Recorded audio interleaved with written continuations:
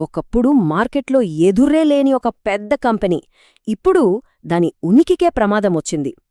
ఒకే ఒక్క రెగ్యులేటరీ మార్పుతో ఆ కంపెనీ భవిష్యత్తు ప్రశ్నార్థకంగా మారింది. ఆ కంపెనీయే ఐఈఎక్స్. దాని కథేంటో చూద్దాం. సరే, కథ జనవరి 9, 2026న మొదలవుతుంది. ఇండియన్ ఎనర్జీ ఎక్స్చేంజ్ అంటే ఐఈఎక్స్ షేర్ మార్కెట్లో ఒక్కసారిగా కుప్పకూలింది. వాళ్ల షేర్లు ఒక్కరోజులోనే ఏకంగా 7% పడిపోయాయి. ఇన్వెస్టర్లందరూ కంగారుపడ్డారు. అసలు ఈ పతనానికి కారణమేంటి? ఒకే ఒక్క పదం, మార్కెట్ కప్లింగ్. ఇంతకీ ఏంటిది? ఈ కొత్త రూల్ ఐఈఎక్స్ భవిష్యత్తును ఎలా మార్చేయబోతోంది? అసలు మొత్తం పవర్ సెక్టర్ మీద దీని ప్రభావమేంటి? అయితే ఈ మార్పు వల్ల వచ్చే ప్రభావాన్ని అర్థం చేసుకోవాలంటే ముందు మనం ఐఈఎక్స్ మార్కెట్లో ఎంత పెద్ద ప్లేయరో తెలుసుకోవాలి. చూడండి, స్పాట్ పవర్ మార్కెట్లో ఏకంగా 85% వాటా ఐఈఎక్స్ చేతిలోనే ఉంది. అంటే దాదాపు మోనోపొలీ అన్నమాట. ముఖ్యంగా డే అహెడ్, రియల్ టైం మార్కెట్ల లాంటి కీలకమైన సెగ్మెంట్లలో అయితే వాళ్లదే పూర్తి ఆధిపత్యం. సరే, ఇంతకీ అందర్నీ ఇంతలా భయపడుతున్న ఈ మార్కెట్ కప్లింగ్ అంటే ఏంటి? ఎందుకు ఐఈఎక్స్ లాంటి పెద్ద కంపెనీ దీని గురించి అంత కంగారు పడుతోంది? చాలా సింపుల్గా చెప్పాలంటే ఇది ఒక కొత్త సిస్టమ్.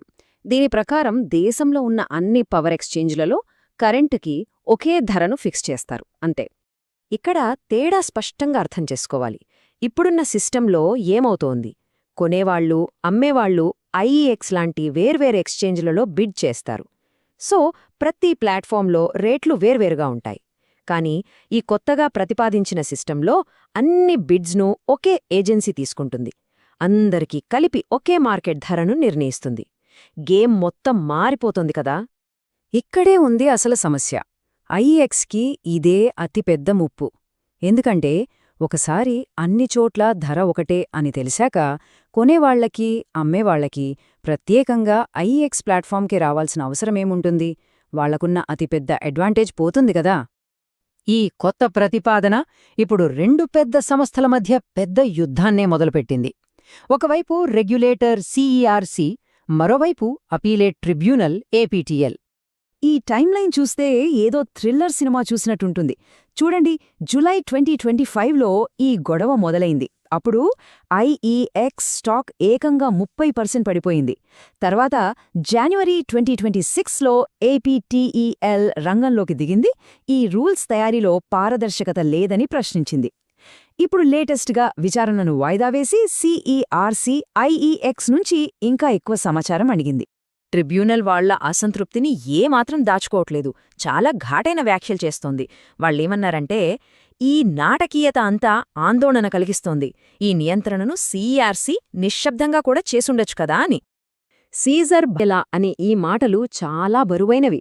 అంటే ఒక రెగ్యులేటరీ బాడీ ఎలాంటి అనుమానాలకు తావులేకుండా పూర్తి పారదర్శకంగా, స్వతంత్రంగా వ్యవహరించాలి అని ట్రిబ్యునల్ చాలా గట్టిగా చెప్తోందన్నమాట. సరే, ఈ రెగ్యులేటరీ గొడవలన్నీ పక్కన పెడితే అసలు ఇన్వెస్టర్లేమనుకుంటున్నారు? వాళ్ల డబ్బుని ఎక్కడ పెడుతున్నారు? చాలా బ్రోకరేజ్ సంస్థలు ఏమంటున్నాయంటే ఈ టెన్షన్ అంతా అనవసరమని. వాళ్ల ప్రకారం ఈ మార్కెట్ కప్లింగ్ అనేది అమలు చేయడానికి చాలా టైం పడుతుంది. అది కూడా దశలవారీగా చేస్తారు. అంతేకాదు, ఐఈఎక్స్కి పోటీగా ఇంకో కంపెనీ రావాలంటే చాలా సమయం పడుతుంది. అందుకే 2028 దాకా ఐఈఎక్స్ సంపాదనకి ఏ ఢోకా లేదని చాలామంది అంచనా వేస్తున్నారు. కానీ పెద్ద పెద్ద ఫండ్స్ ఏం చేస్తున్నాయో చూస్తే కథ కొంచెం వేరేలా ఉంది. ఒకవైపు డాల్మియా, భారత్ లాంటి కంపెనీలు వాళ్ల వాటాను ఏకంగా 700% పెంచుకుంటే, మరోవైపు బ్లాక్ రాక్, ఎస్బీఐ ఫండ్స్ లాంటివి తమ వాటాను తగ్గించుకున్నాయి. అంటే మార్కెట్లో భిన్నాభిప్రాయాలున్నాయన్నమాట. అంటే ఇక్కడ మనం అర్థం చేసుకోవాల్సిందేంటంటే ఈ యుద్ధం ఇంకా ముగిలేదు. రాబోయే దారి అంత సులువుగా అయితే లేదు. ఒకవేళ దీనికి గ్రీన్ సిగ్నల్ వచ్చినా సరే మార్కెట్ కప్లింగ్ను రేపటికప్పుడే స్టార్ట్ చేయలేరు. ముందు ఏపీటీఎల్ ఫైనల్ తీర్పివ్వాలి. ఆ తరువాత సిఎస్ఆర్సి కొత్త రూల్స్ తయారు చేయాలి. చివరిగా దాన్ని నెమ్మదిగా దశలవారీగా అమలు చేయాలి. దీనికంతా చాలా పెద్ద ప్రాసెస్, టైం పడుతుంది. సో ఫైనల్గా మన ముందు రెండు దారులు కనిపిస్తున్నాయి.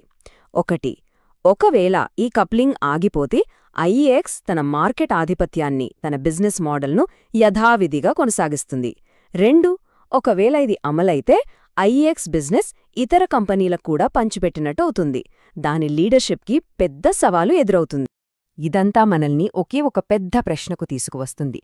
భారతదేశ ఇంధన భవిష్యత్తును నిర్ణయించేది ఎవరు? పోటీనా లేక ఒక కంపెనీ గుత్తాధిపత్యమా?